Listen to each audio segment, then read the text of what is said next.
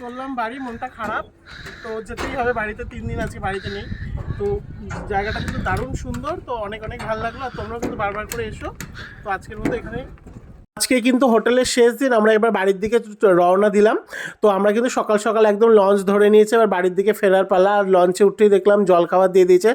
সকালের জলখাবারে ছিল লুচি, আলুর তরকারি আর ডিম সেদ্ধ।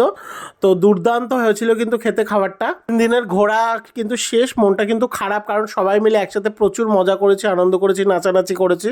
তো বাড়ির দিকে যেতেই হবে, আবার সবাই সবার কর্মব্যস্তময় জীবনে ফিরে যাব। তো দেখো দুর্দান্ত লাগছিল কিন্তু খেতে, একদম সকাল সকাল গরম গরম লুচি। আর সেদিন কিন্তু লাস্টের দিন ঘোরার জায়গা হচ্ছে লোকনাথ আশ্রম। ওখানেই একটি ছোট্ট গ্রামের মধ্যে সুন্দর একটি নিরিবিলি নির্জন পরিবেশে ছোট্ট আশ্রমটি কিন্তু খুবই সুন্দর, আমাদের খুবই ভালো লেগেছে। দেখো গ্রামের কাঁচা মাটির পথ দিয়ে আমরা চললাম, একদম লঞ্চ থেকে নেমে 5-7 মিনিটের হাঁটা পথ।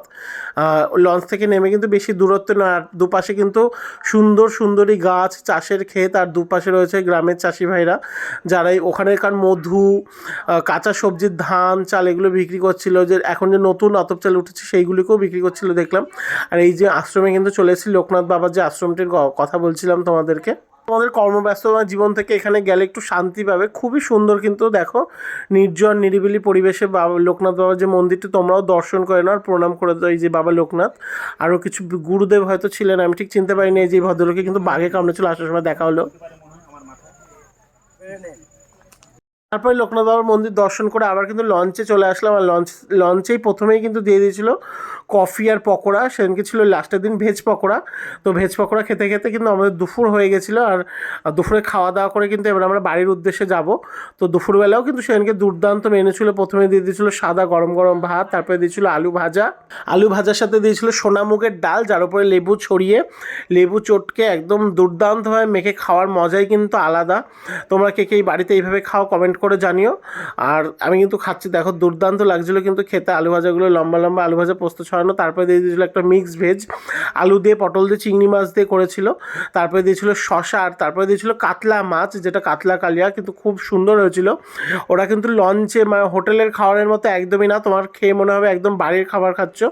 আর তারপরে দিয়েছিল আজকের মেন আকর্ষণ কাঁকড়া। দেখো এক একটা কাঁকড়ার সাইজ কত বড়, একবারে কিন্তু খেতে পারবে না তোমরা এত বড় কাঁকড়াটা। তারপরে কাঁকড়া খাওয়া দাওয়া করে লাস্টে ছিল চাটনি আর পাঁপড়। চাটনি পাঁপড় খাওয়া দাওয়া করে এই যে সবাইকে টাটা বলে চললাম। বলো হাই, বলো বালুচুরি কি জয়, আসছে বছর চলো। ও দেখ ওয়াল্লা বেবি যাচ্ছে।